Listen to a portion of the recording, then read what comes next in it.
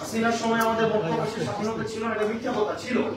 হাসিনার সময় ছিল সহমত প্রকাশের স্বাধীনতা। হাসিনার সময় যেটা ছিল না সেটা ছিল দ্বিমত প্রকাশের স্বাধীনতা ছিল না। আপনি দ্বিমত প্রকাশ করতে পারতেন না। মানে হাসিনা যেটা বলতো রাষ্ট্রীয় তত্ত্বাবধানে, রাষ্ট্রীয় পৃষ্ঠপোষকতায়, আপনাকে সেই জিনিসটা যদি আপনি স্বীকার করতেন, আপনি সারাদিন কথা বলতে পারতেন। টকশোতে কি কথা হইতো না, মিডিয়াতে কি কথা হইতো না, এর 45টা টকশো চলে বাংলাদেশে। তো টকশো তো প্রত্যেকদিন তো কথা হয়েছে, হয় নাই? দিস্তার পর দিস্তার, টনের পর টন কাগজ দিয়ে হচ্ছে গল্প লেখা হয়েছে, সাহিত্য লেখা হয়েছে, উপন্যাস লেখা হয়েছে, লিটারেচার লেখা হয়েছে, কনসেন্ট ম্যানুফ্যাকচার করা হয়েছে। কয়েক হাজার টন কাগজ হচ্ছে নষ্ট হয়েছে গত 15 বছর, যেগুলা কাঁচা অবস্থায় পরে কেউ বই পড়বে না। তার মানে লিখছে, বুদ্ধিজীবীরা লিখছে, জিহ্বা দিয়ে হচ্ছে বয়ান তৈরি করেছে, তাদের মস্তিষ্কে ব্যবহার করা হয়েছে হাসিনার জন্য।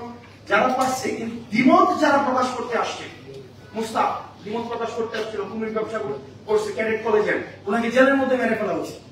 মেরে ফেলা হয়নি?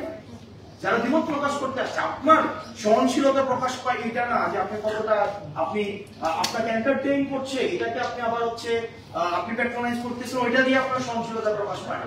আপনার সবচেয়ে অপছন্দের কথা আপনার সামনে দাঁড়িয়ে যদি বলতে পারে, তার মানে আপনার টলারেন্স আছে।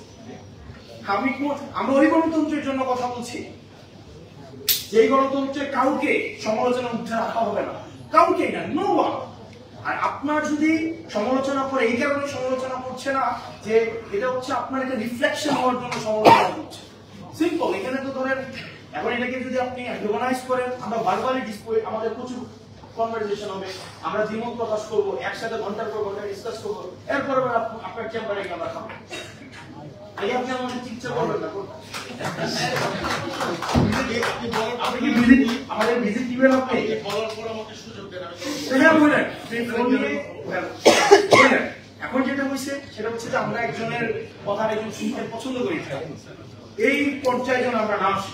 বেশিরভাগ বিরোধী যে রাজনৈতিক ক্রিয়াশীল দলগুলো ছিল, আমরা যেভাবে মাঠেছিলাম, আমাদের সবার ঐক্যবদ্ধ থাকতে হবে। মিনিমাম জায়গায়, একদম বেসিক জায়গা আমাদেরকে একমত থাকতে হবে। বাংলাদেশের প্রশ্নে, বেশিরভাগ বিরোধীদের প্রশ্নে, ভারতীয় আধিপত্যবাদের প্রশ্নে, সাম্প্রদায়িক সম্প্রীতির প্রশ্নে আমাদের সবাইকে একমত থাকতে হবে।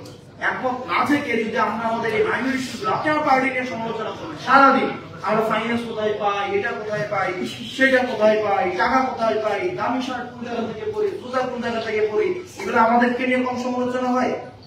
জুতা কোন জায়গায় পরি, এটা আমাদের অ্যাকাউন্টেবিলিটি দিতে দিতে আমাদের বলেন। বাংলাদেশে যদি সবচেয়ে বেশি গালি খাই থাকে, সেটা আমি আস্তানাতুল্লাহ বলছি। আপনি আমার কমেন্ট সেকশনে যান, সারাদিন ঘুমায় গালাগালি করতে পারি। আমি কোনোদিন বন্ধ করছি আজকে পর্যন্ত? নেভার। আমি 1 মিনিটের জন্য আমি আমার কমেন্ট সেকশন অফ করিনি, নেভার করি নাই। আপনি আপনার গালিটা প্রকাশ করেন। এই সহনশীলতা যদি আমাদের মধ্যে না থাকে, তাহলে আমরা যখন বলবো আমরা মত প্রকাশের স্বাধীনতা দিব, আমরা ক্ষমতায় আসলে আমরা এটা দিব, আমরা বুঝে যাই যে আপনারা কোন মত প্রকাশের স্বাধীনতা দিবেন। জীবনের সাথে চলে high five, all time healthy life. নিশ্চিন্তে খান, স্বাস্থ্যকর অল টাইম পান। All time healthy life.